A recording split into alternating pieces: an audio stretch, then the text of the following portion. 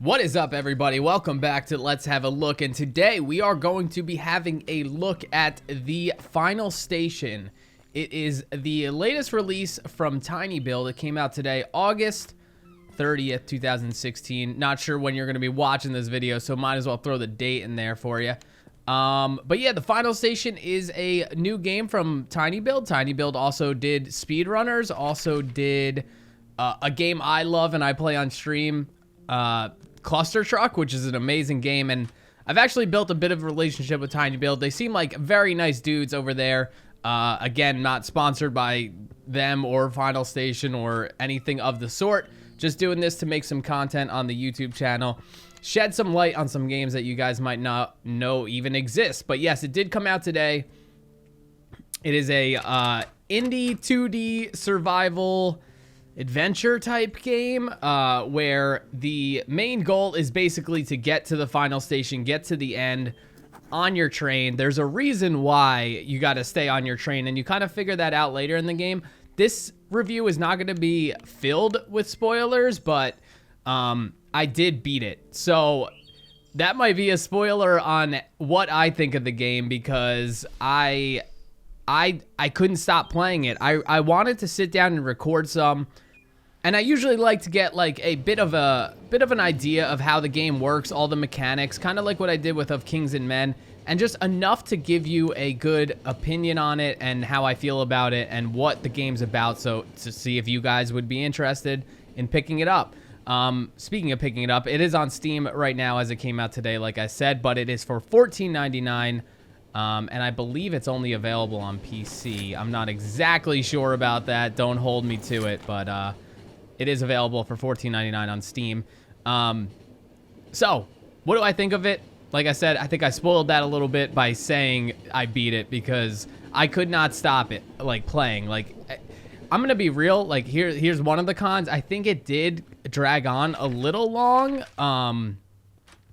but I'm not going to spoil the end. I'm not going to show you end footage. So this review is basically just saying, you know, this game is out and to check it out because it's pretty damn fun. It is. It definitely has that pixel indie art style, and pixel art to me as a graphic designer is very hit or miss. I can't do pixel art per se, so it's actually kind of interesting because I don't know. People look down on it like as an easy out for art for a game, but I think quite the opposite. I think it's a difficult art style to achieve, and achieve it well and really build an atmosphere and build a world just through pixel art. There's a lot of cool character design here. There's a lot of cool building design.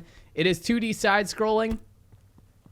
There's about 3 phases to this game. There's this phase, like, well, I don't know what video you're actually seeing right now, but there's 3 phases. There's a phase where you kind of run through a town, which is kind of like a safe zone, that later in the game you'll see once you hit those safe zones, the current passengers on your train will get off and you'll receive the rewards. Each passenger that you pick up and put on your train has certain rewards, and that actually comes into play with the gameplay, where you kind of got to make a decision. Like, do you save this guy or do you save this guy? Like, what reward will benefit you more?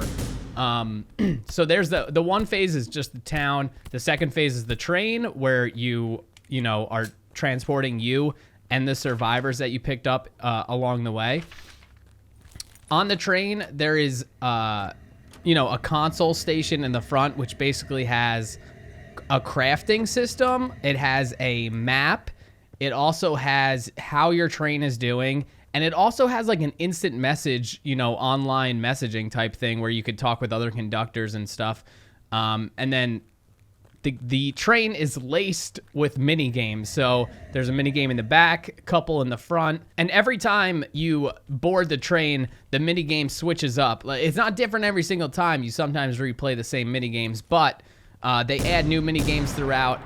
And while you're on the train, you get this nice pixel scenery in the back. Also, your survivors that you're transporting are actually talking, and the dialogue is there, and it kind of just sets you more into the story and how people are feeling, while some of the passengers actually push the story forward with important information about where you're going, what's coming next.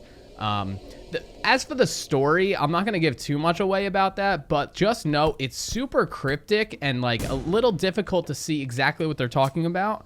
I don't know if that's a fault of mine, but it's definitely a little cryptic, but it's good. Like at the end, I was satisfied.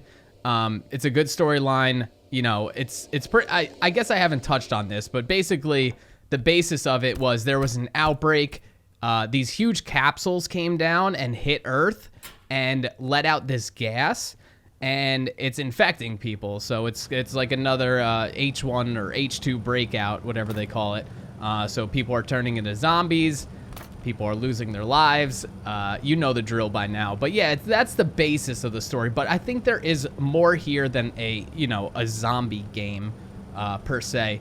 The survival aspects of it is basically rationing your food and med kits through the survivors that you're carrying along. Like I said before, you're going to have some decisions where, whose reward is better? Who should I save? Can I even save this person? Also, the interesting thing about that is the med kit actually translates to you as well. Like, your med kits that you spend on survivors get taken out of your inventory and do not let, it drains the supply, basically. So if you heal somebody on your train, you're going to lose one med kit for yourself in the third phase, which we have not talked about yet, but it is the battle phase. Basically, you're not in a safe zone. You're not in a town. You basically go out in the wild, scavenge for supplies that you could either craft into ammo, craft into med kits, or just pick up ammo, just scavenge for anything, scavenge for survivors. And this is where you're shooting zombies. The combat in this game feels really good. I like it a lot. There's some things, for instance, hitting E is how you pick up, say, an explosive, right? E is also how you throw it, which I don't love, because E is also how you open doors, and E is also how you pick up other things. So if I'm holding a explosive and I try to open the door and I'm not close enough, it throws the explosive at the door, kills me. I just think they could have implemented one more button for maybe like a throw object thing, but that's small. But there is little things like that kind of caught up with me during the game. As far as difficulty of the game, it's not super difficult. I died under 10 times, I would say. I don't think I'm exceptionally good at the game. There are some parts where it's a little trial and error, where you kind of have to die to see what you have to do next to pass. But there's autosave checkpoints that just reload right when you die. Kind of brings you back to when you had like a little bit more ammo and maybe a med kit or two. But yeah, I thoroughly enjoyed it. Like, there was a part towards the end where it was dragging a little bit for me, but like I said, the combat feels really good. The shots feel really good. And one of my favorite things about this game is the sound design. The sound design is great. The guns sound great. The atmosphere sounds great. When the rain is coming down, it sounds great. The little bit of score there is with the piano and stuff really is immersive, and just the overall, just the sound design of the game, opening doors, just little things like that to really get you immersed. There's also one thing I kind of haven't touched on, and that is the money system. So when you're scavenging for things, you could pick up random items that then turn into money. So once you you accumulate money for a while, and you don't know why, and I didn't know if there was ever going to be a payoff about it, but there ends up being a payoff about it, and you get to, upgrade. You actually get to upgrade your gun, like your pistol or your rifle or shotgun. Also, you get to buy like med kits or food, which are super important down the road. But basically, the game consists of those three phases, kind of rinse and repeat a little bit. And at the end of each battle phase, as you can see, you get a little key code, a four-digit key code throughout that level. You put it in the keypad, and you can go to your next destination on your map with the survivors. Try to keep as many as them alive as you can. You get a reward. It's a bit of a rinse and repeat, but honestly, it's fun. Like, it's a managing resource game. It's a bit of a strategy. It's a shooter, 2D side scroller, survival, indie. It's got a ton of elements that make this game fun, and fun enough to where I played 4 hours straight and beat it. So there it is. That is the review It is in your hands now if you want to go pick it up. If you do want to go pick it up, the game will be linked down in the description. You just click that. It'll send you right over to Steam for you to buy it. But yeah, thank you guys so much for watching. Thank you for supporting this this channel, for one, and also thank you for supporting this series. And yeah, until next time, stay safe, stay up, and peace out.